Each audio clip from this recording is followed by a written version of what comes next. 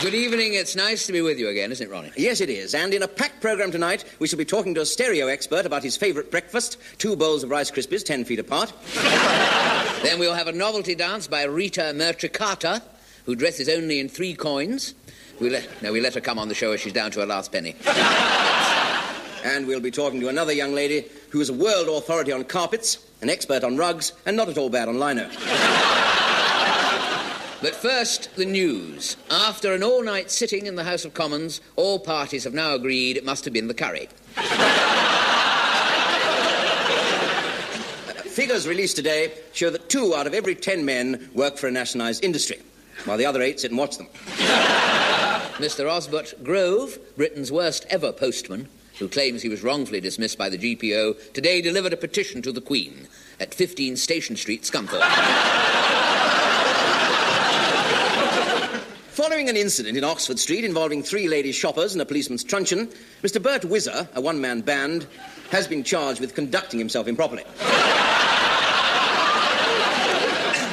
And more news, indeed, from the world of music. Shirley Bassey has just had a single come out.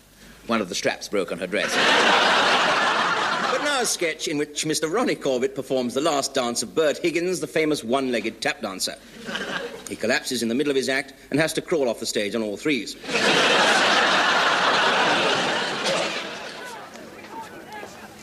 Evening.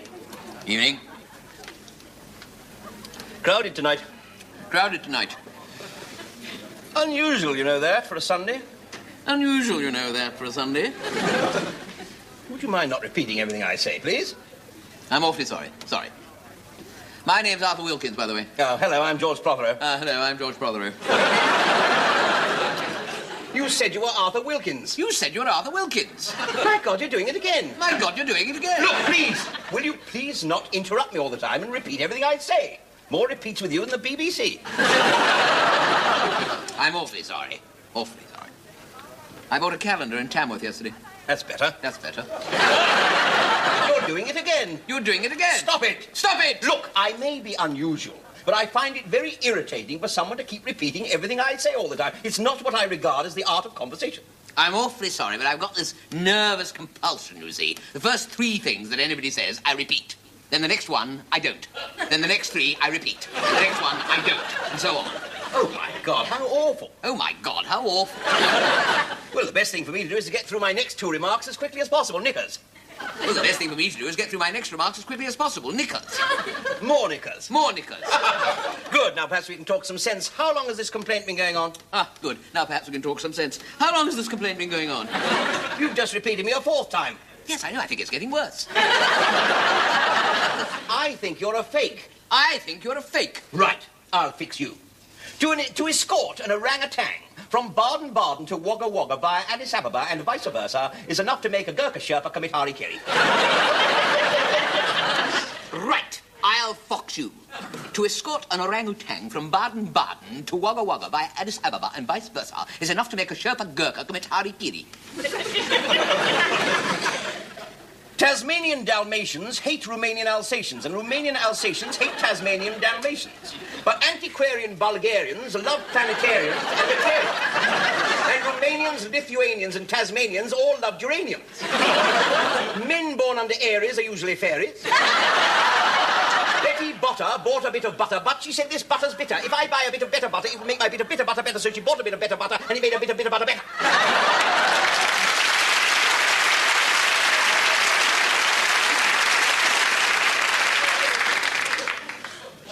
Sometimes I only repeat things twice. You're a fraud. I'm not talking to you. You're a fraud. I'm not talking to you. This man is a fake. This man is a fake. Oh, my God. They're all doing it. They're all doing it. Oh, I must get out of here. Oh, let's get out of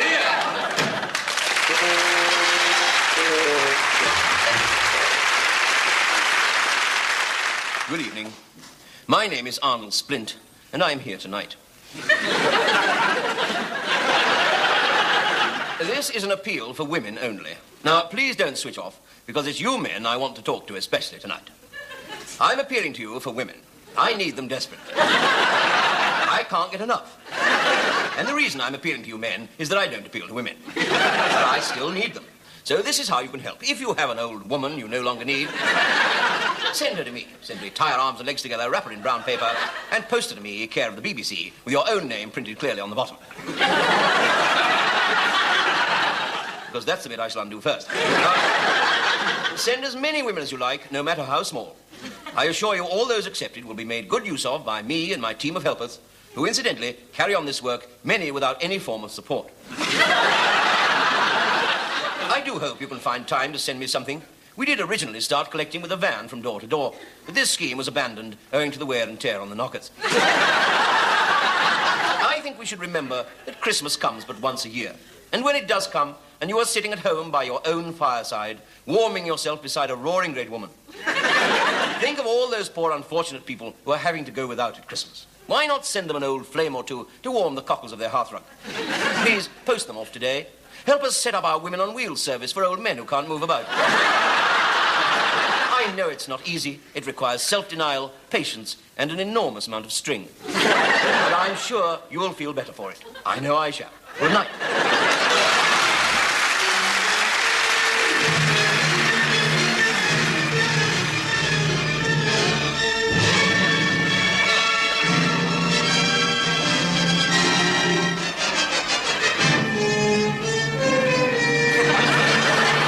London, 1898. The Phantom roamed the streets, outraging decent human beings by his surprise attacks. No one was safe from this deadly assailant.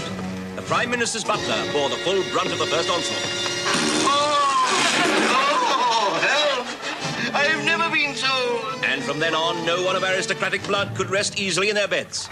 The Duchess of Arg had been found floating in her bloomers, with a raspberry tattooed on each knee. Week after week, the Phantom relentlessly continued his attacks.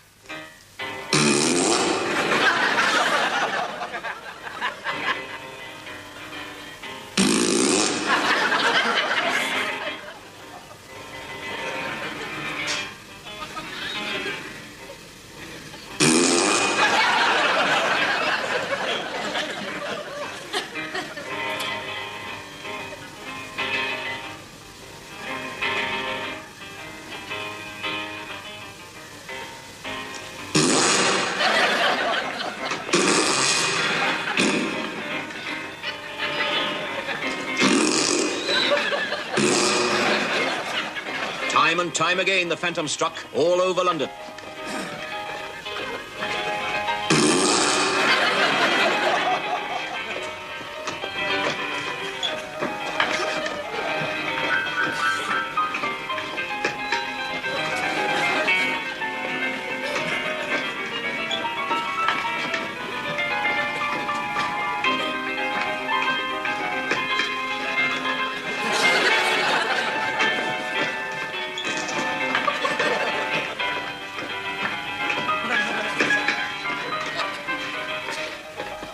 Heavily overworked, the police force was in danger of collapse, but the search went doggedly on.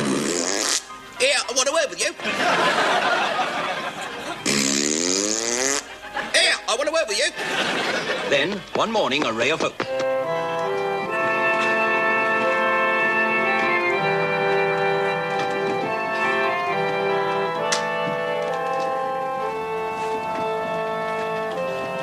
Sorry to interrupt your twiddling, Inspector, but this is Mrs. Socks. What is? This woman I've got hold of here. Oh, is it? Good afternoon. Please sit down. Thank you. No, not you, sir. Peter. Now, Mrs. Socks, would you tell me, please, all you know about the Phantom? Well, he's my son. Oh. Oh. I know I shouldn't be informing on him to the Roses, but I think you ought to know why he's a doing of it. And why is he a doing of it? Well, I've known him since he was born. It all started with his father. Yes, it would do, yes. Nanny Socks and I were a happy pair. He was a master rubber cushion moulder. Naturally. Well, he was employed by the late Lord Cardigan, a wealthy practical joker, to make whoopee cushions to embarrass his guests at dinner. Well, one of his guests, General Fergus Park, was outraged, and he in turn decided to make whoopee cushions bigger and better and louder and ruder to embarrass Lord Cardigan. I see. This started a conflict between them, and the pressure upon my husband was terrific. Lord Cardigan worked him night and day to outdo General Park. Quite. I do hope I'm not boring you, Inspector. Not at all. Go on. Finally, exhausted after 10 years of conflict, they called a truce and both invited Ernest and I to dinner. But, unbeknown to us, they had secreted an explosive giant whoopee cushion under my husband's chair. Then what happened? Well, as he sat down, the shock was too much. He had a seizure in his legs.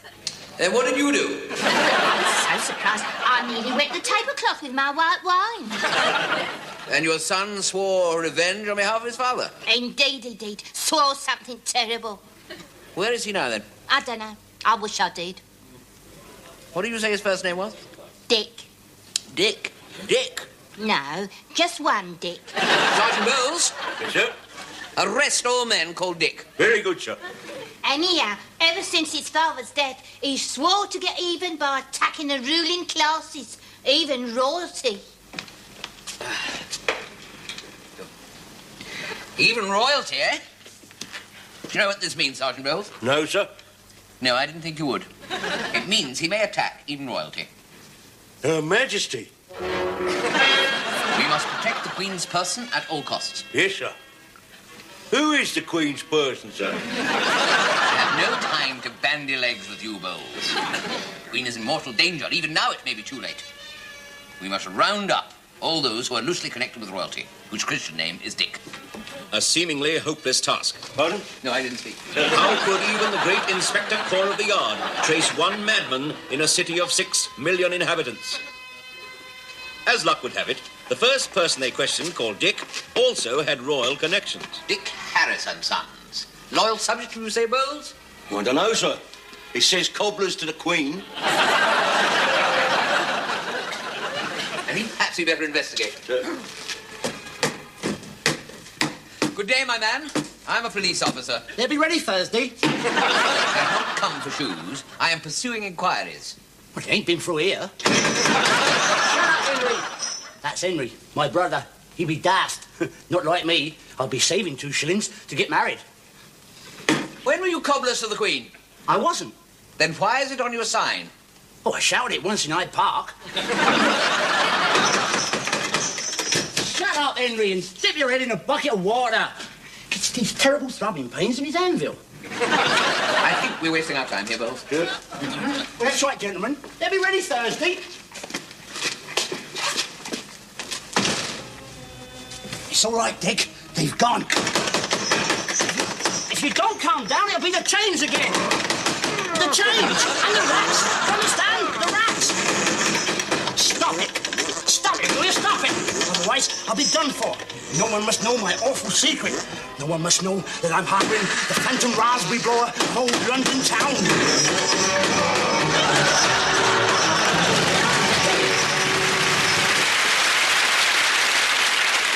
Ladies and gentlemen, Barbara Dixon.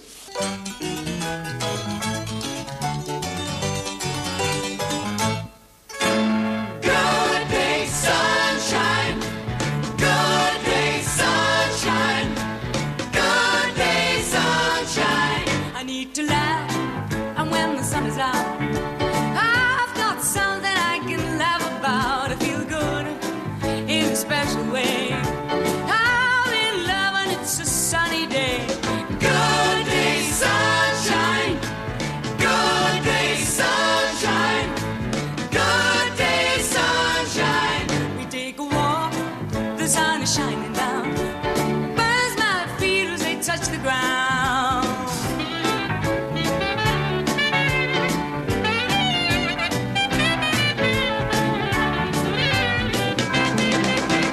Good day, sunshine. Good day, sunshine. Good day, sunshine. And then we lie beneath the shady tree. Ooh, I love her and she's loving me. She feels good. She knows she's looking fine. I'm so proud to know that she is mine. Good day, sunshine. Good day, sunshine. Good day, sunshine. Good day, sunshine. Good day, sunshine. Good day, sunshine. Good day, sunshine.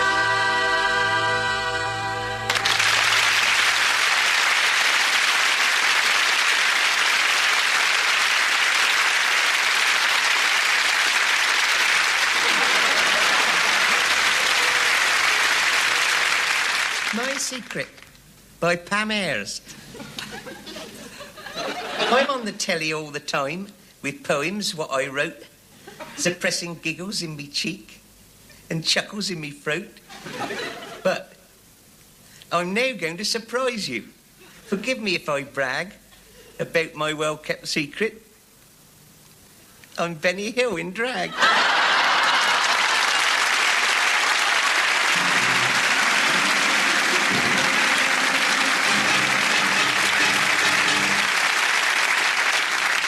Good evening.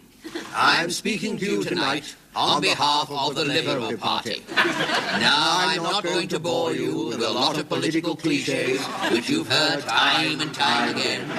Broken promises, soaring prices, inflation, and all the empty rhetoric that the Conservatives and Socialists are so fond of. I am a Liberal, and I am interested in honesty. And that is why I say to you, let's look at the facts. There are people who say there's no difference between the political parties anymore. They say that the Conservatives and Socialists and Liberals are all saying the same thing. We are not. And to those who say we are saying the same thing, we in the Liberal Party say, rot. That isn't true at all. There are basic, radical, fundamental differences between all three parties on which there can never, repeat never, be any real measure of agreement. Absolutely quite. What are those differences? Well, it is only the Conservatives who really believe in an expanding economy, a united Europe, and the freedom of the individual. And Joe Grimmett. So why not change your vote this election and vote for the party with the difference, the Liberal Party. Good night, and God bless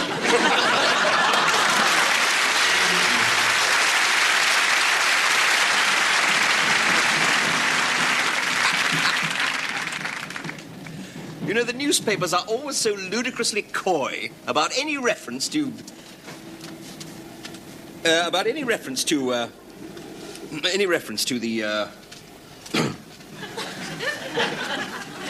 the procreative habits. The what? The procreative... Well, in layman's language, the physical union. The physical conjunction. What? The papers are. They always skirt around the subject, don't they? What subject?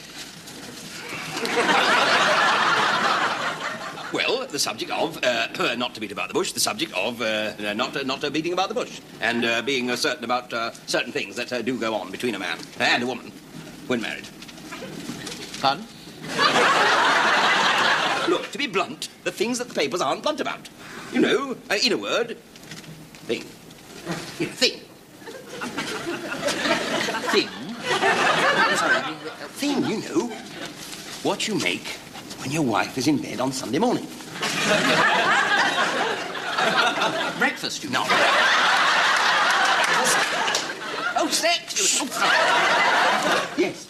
Oh, that. Oh. They're always so evasive about it, aren't they? Not like you or I. I mean, you know, one ought to be able to use certain words, you know, freely, like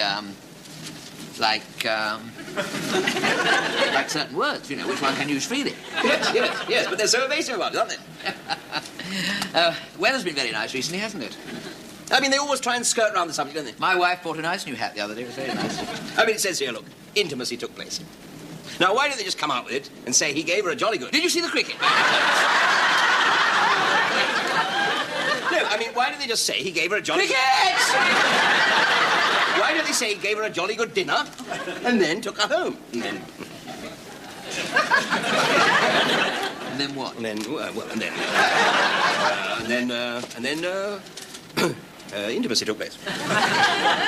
It's the same with the contra, you know, with the pill. Does your wife take the pill? I don't pry into her private life. Mine does. Does she? Yes. Oh, it's my stop now. Mind you, only one a day. Still, that's 7 a week, you know. Give me. course, we don't use all of them.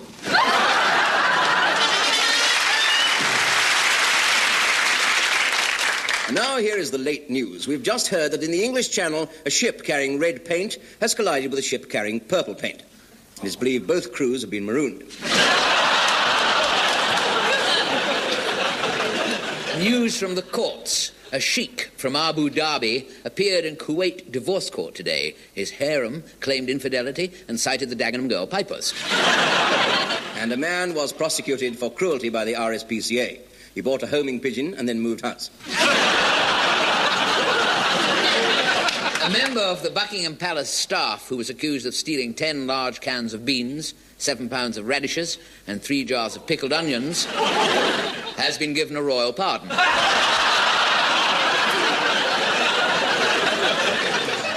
Our next sketch will feature an artistic lady nudist who will do lightning pen and ink sketches, as long as she doesn't drop her fountain pen and ink-a-dink-a-doo.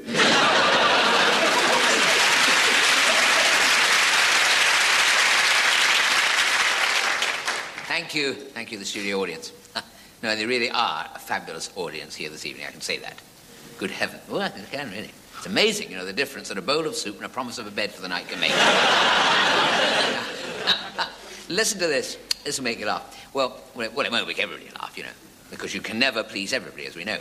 This is true, I was working in the theatre last week, and after the performance, 2 little boys at the stage door, and one said, "I thought you were very good," he said. "Will you give me your autograph?" And the other one said, "Well, I thought you were rotten." So I gave him 10p, you see, to the little boy who said I was rotten. See, and the other little boy said, "I said you were very good, and you gave me nothing. And he said you were rotten, and you gave him 10p. And I said, "Well, I gave him 10p because he was being absolutely honest." And the other little boy said, "What do you mean he was being honest? He never even saw the show. It was me that told him you were rotten." Anyway, here is this very funny story that my agent sold me. Now, it's about an airliner full of holidaymakers returning from the continent. Now, there's always a temptation, when a comedian is talking about airplanes, to do the jokes, about the plane was so old that it had an outside toilet, and when we landed to refuel, we took on wood. But I am not going to do that sort of thing, because, that was years ago when they did these really cheap continental holidays, the old kamikaze pound stretchers. White knuckle flights, when everybody used to sit there, before takeoff, holding their breath, Sometimes it was so quiet you could hear the death watch beetle in the propellers. And then when the undercarriage failed, all the third-class passengers had to put their legs through holes in the floor and run like hell, But I have just had a thought that there might be viewers watching at home. It's possible, it's a cold night, and people just can't afford to go to the pubs and pictures like they used to, I rang our local cinema last night and I said, "What time does the big picture start?" He said, "What time can you get here?" Perhaps not exactly true, but they have had to make economies, we used to have a very pretty girl with a torch showing us to our seats, Now they've got a cat with one eye that walks down the aisle backwards.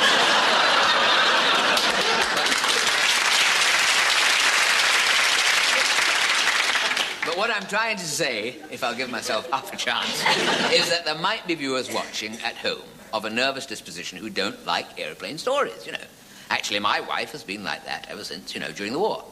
Her father was shot down by one of our own aircraft. No, he was up there building a chimney, and the pilot mistook him. For an enemy bricklayer. So if I may digress for a moment, just to suggest that any nervous viewers, they can slope off now, make a cup of wind carnets while we finish the JOKE about the airplane. Now, what other show looks after neurotics like we do? Eh? We should get a grant from the National Health. We do? Oh, dear. I didn't know that. So, I knew I got a grant from the National Health, but you do if you're my height. If you're an undersized grant. So, anyway, the pilot, we're back in the airplane, the pilot said, "We shall be landing at London," it's the microphone in here. He said, "We shall be landing." One little pen pictures I paint. "We shall be landing." Oh, dear. It's like the rep at Cromer. We shall be landing. They're doing Lorna Doone at the moment. At Cromer, Case comes up on Thursday, but anyway. We shall be landing... Well, we shall be landing at London... We'll be landing in a minute. Hang on. We shall be landing at London Airport in 5 minutes. Please fasten your seatbelts. Thank you very much.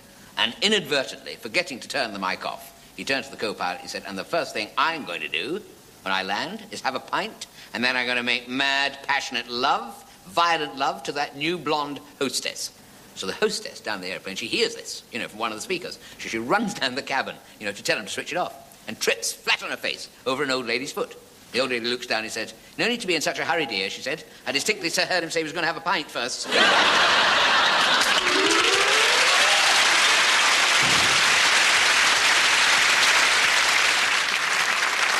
The next sketch will be presented exactly as it arrived from the author. It's full of misprints, but he refuses to sack his typist as she has a widowed mother and a 42-inch bust. In other words, 2 very good reasons. Here, then, is the sketch entitled All in a Day's Burke. Good morning, Mr. Sorbet. Rude morning, Mr. Basker. Hot are you this morning? Wool, I trust? Oh, phone, absolutely bone. I've got a lot of wonk to do this morning. So have I. I've got an enormous pole in my in tray. Yes. Anything in the newspaper? What? The nude paper. Anything in the newspaper? Not a log, not a log. No.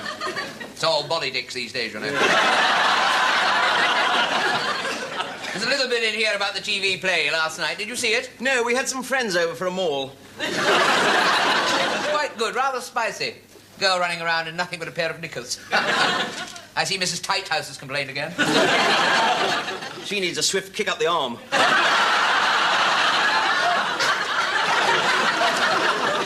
Quite. I mean, it's not as if she removed her knockers. I mean, that would have been different. Yes, absolutely. Talking of that, have you seen Mrs. Wiggins this morning? No, she's late again as usual.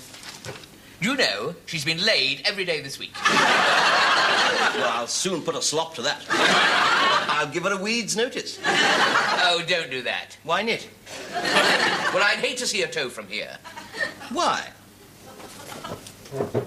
Well, if you must know, Mrs. Higgins and I are in Hove. In love? You and Mrs. Friggins? Yes, but don't toll anyone, it's a secret. She doesn't want anybody to know about it. Now, is that clear? What, not even Moo? Not even you. All right. It's OF by me. Well, Weddle. You crafty old see-and-so. Oh, I've been so unhappy, you know. Oh. Well, she's all I ever wanted in a Roman. Charming, rude-looking, and a wonderful DOS position. Why are you so unhacky? Why are you frying? Why don't you just get matted? Well, she's already married. Oh, a Jewish chap. Yes. The situation is absolutely hopeless. I should just have to put a stop to it. I mean, over these past few months, it's been so difficult for me to hide my foolings. Oh. Please, you're giving me indigestion as it is. Where are my piles? Oh, yes. Now, come along, blow your note. That's it. Oh, morning, Miss Biggins. Morning. Morning, Rennie. Morning, Ronnie. Why are you late? You know you're supposed to be here by 9 o'clock. I'm very soddy. I would have been here on the bot, but I had to see the dictor. The doctor? You're not feeling all, are you? I never felt better in my loaf. He's just told me I'm going to have a booby. What? It's true. I'm going to be a tummy. Congratulations, my bear. Go in there and put your fees up. You must bake it easy for a while, you know. Oh, thank you. You're very kind. Well, that's that, isn't it, eh? That's the end of your little affair. Now you'll have to put a slop to it, won't you, eh? Which means, my dear chip, that all your troubles are over. Well, not really. I mean, her husband's a sailor. He might take me out to sea and throw me overboard. Why should he do that? Because of the child. He hasn't been home for 2 years. What are you trying to tell me? Do I have to spell it out for you? I'm going to be a bather.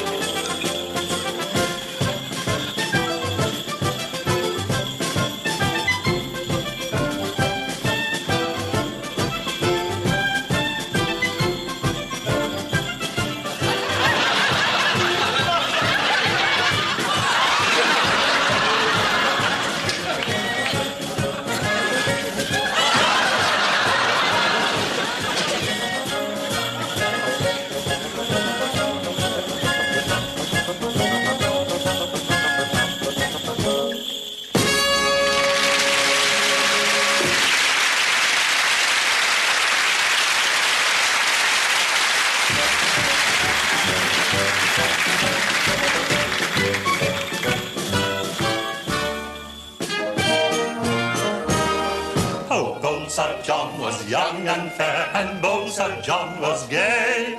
He said, I'll tread the morning dew to take the air and listen to the twittering of the birds all day, the bumblebees at play.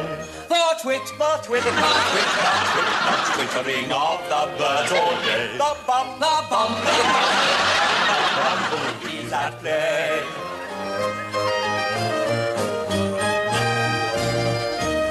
So bold Sir John, he went his way, observing nature's farce. Dear Mother Earth, oh tell me pray, why elephants live so long, they say. Your flies live but a day, then they drop dead upon the grass. Your flies live but a day, then they drop dead upon the grass. Now bold Sir John, he met a maid, as on her back she lay. Please show respect and come not near, for I've seen many a maiden here get lost among the new mown hay. So doff your hat, I pray. Get lost Among the new mown hay. So doff your hat, I pray.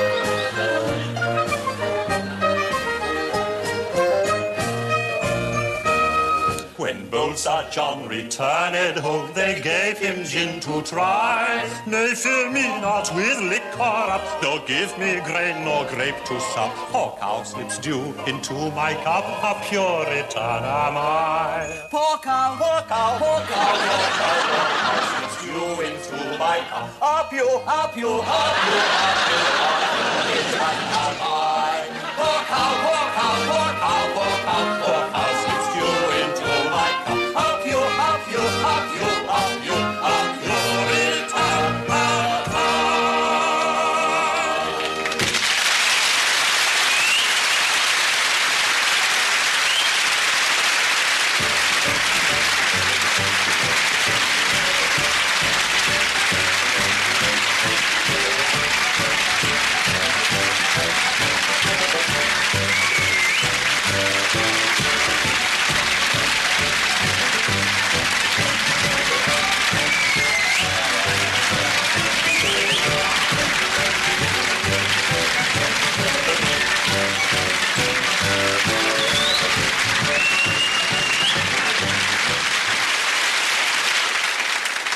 Well, that's all for this week. Next week, we'll meet a man who crossed a feather with a lady contortionist and got a girl who could tickle her own fancy. And we'll talk to an interior decorator who crossed an elephant with an Axminster rug and got a big, thick pile on his carpet. But now it's good night from me. And it's good night from him. Good night. Good night.